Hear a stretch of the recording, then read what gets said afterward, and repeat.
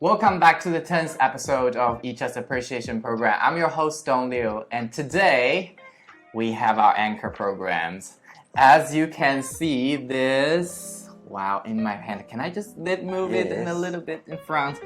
This beautiful, beautiful installation sculpture, and with so many peoples, and this is a food store, right? And Mooncake store. Mooncake store, and all the things being featured on one platform, and with such a nice and beautiful display, exquisite display. And this is what we call a miniature art.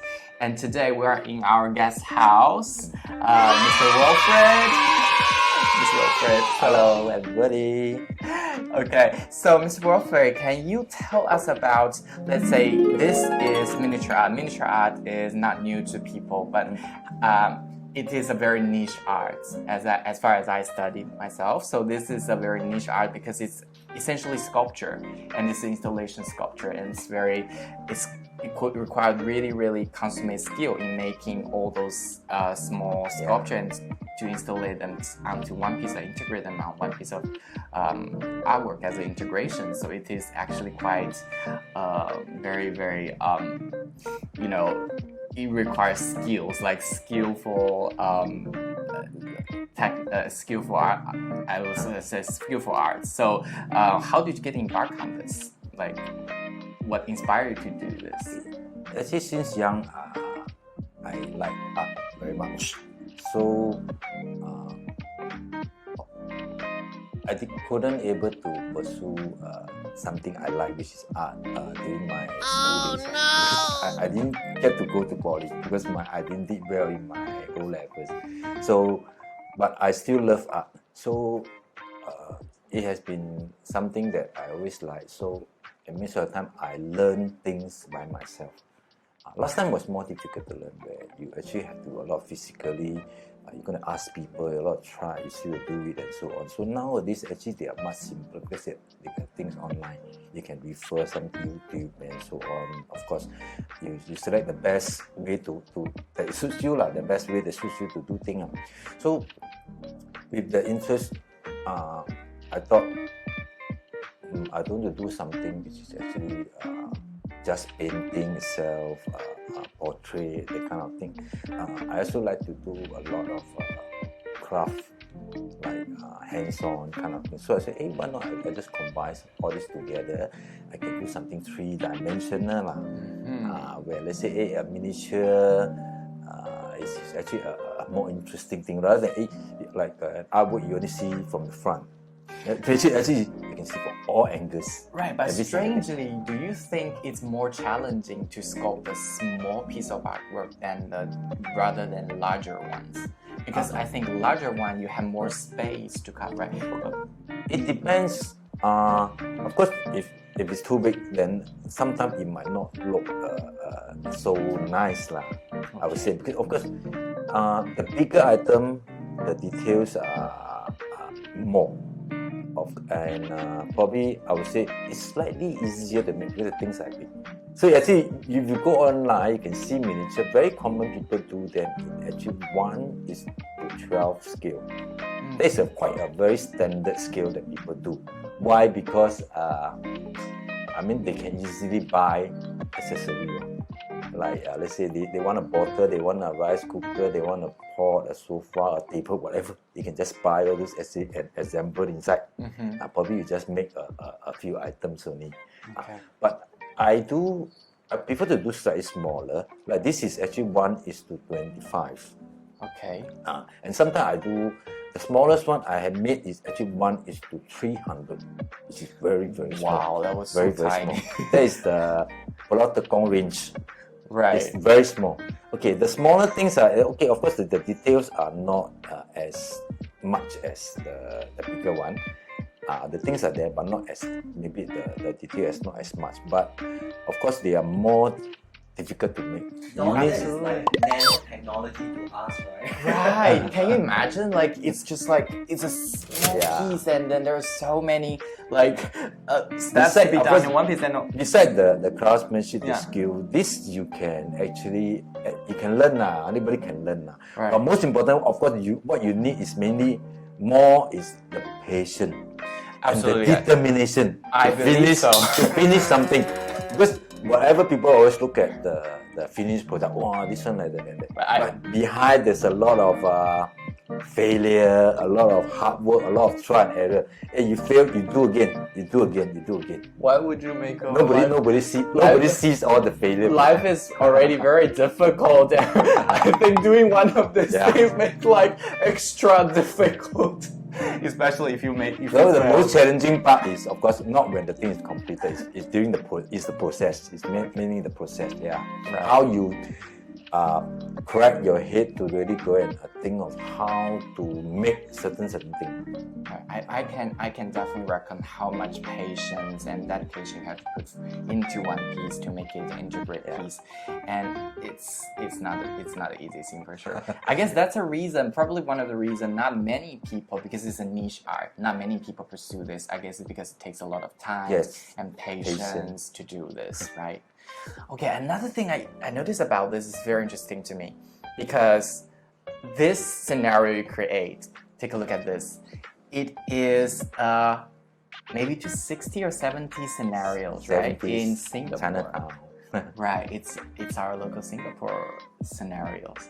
And you combine the cultural aspect of what you see in the past, and you want to deliver it through this art to showcase to people, which may be young people, right? In particular, because they are the ones maybe not going to see these things anymore. They grow up in the skyscraper age where everything is modernized. But this looks like one scenario where it's just have this kind of, nostalgic feel of how the old Singapore is. Yes. Is that part of your intent to do this? Because most of my works, you can see, they have some relationship to my own growing up. Because all the things is I have seen before, I have gone through before, and where, of course, like what you mentioned, nowadays you don't see them anymore. But Mooncake, you go shopping center, who want to go to the street so hot? That kind of thing. Bargain. Go shopping center, and people don't buy the mooncake, people buy the box. This nowadays, people buy the box. It's gift.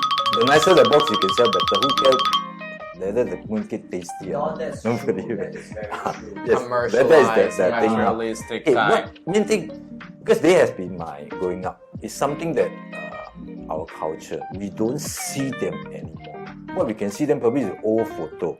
And through photo, sometimes certain images or certain items might not be 100% that you get clear enough, sharp enough to see the item. Whereas that's why I thought I want to make something whereas for generation, even maybe next time my grandchildren, they can see something. I can access some conversation with them. Hey, last time we do things this way. We have this, we have that. Nowadays, okay, you can see technology. I'm not saying that it's no good. It's very good, but it has actually killed many things. One handphone is actually equivalent to many things nowadays. Just now, when I do my thing, I try to put not the old item. I put in a lot of accessories that are related to each of the Dharma. I can see in this one, in this mooncake store, you can just see there's a Milo tin where they put money and so on. This is our cashier. Last time we don't have those kind of cashier. Now people don't even need a cashier. It's all click. With your phone, you can do anything. And now, last time is that when I make certain shop, business time, provision shop, all those accessories, I will put inside. So it's like how people calculate money. We don't know calculator. It's a abacus.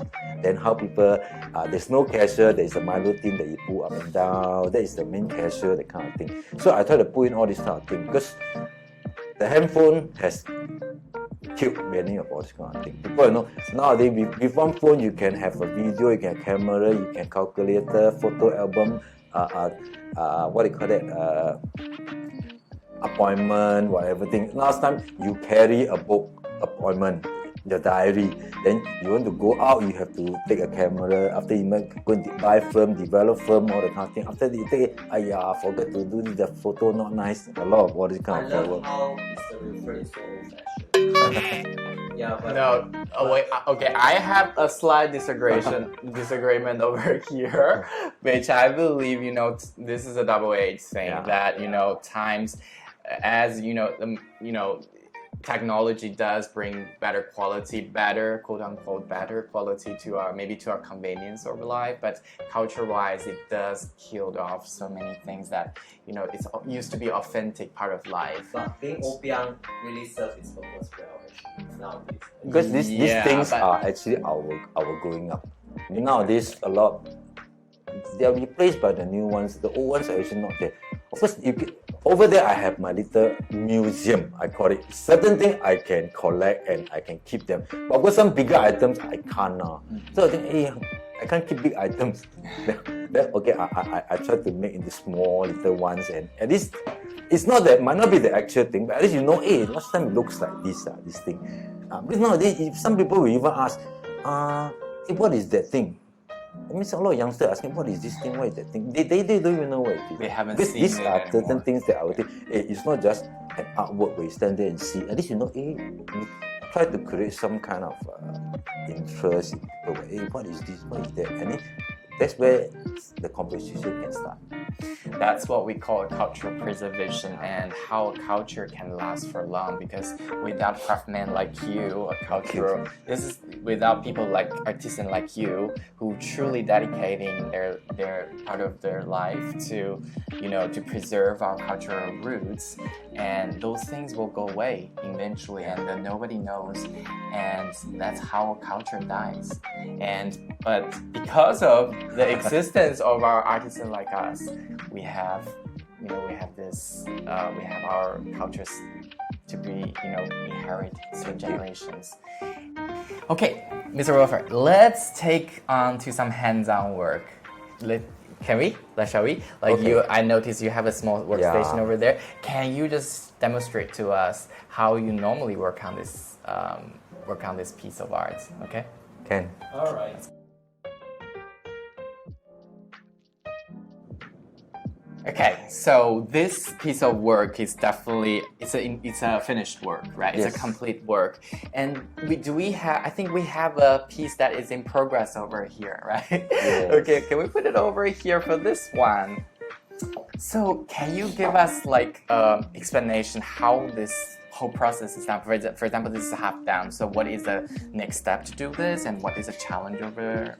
Okay, why I choose to do, because this is actually one of I think it's a heritage kind of a playground in Singapore. Right, this is a playground. Yes, Okay. the Dragon Playground. And so far, of course, this is the one, the more famous one is the one at Toa Payoh. There's Right. actually another one at Ang Mo Kio here, over Sheng Sian, but that is not so popular. Okay. So actually, this is the one at Toa Payoh. Okay. Why I want to do this? Actually, there are people who actually told me, hey, do the Dragon Playground. At first, I didn't want to do it. I think that it's not.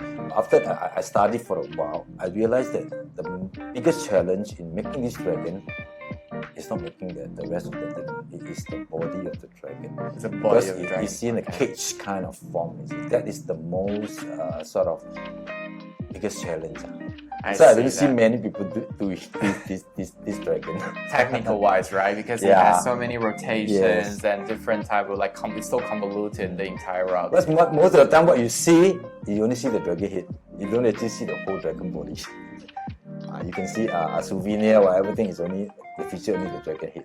So how would you normally make them? Like in your master plan, how is going to be made for this dragon body?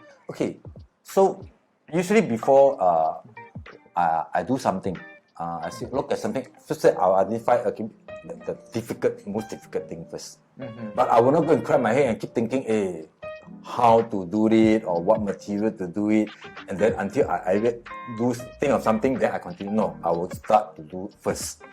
Okay. Then until I say progress. I say okay, until now, okay, I come to the body already. The main or the infrastructure, whatever is really up, I'm going to come to the body. That's the part where, okay, now this is the part that in the beginning I really worry me. So I will start to as I'm doing during the past week or so, these things, images kept coming to my mind every night.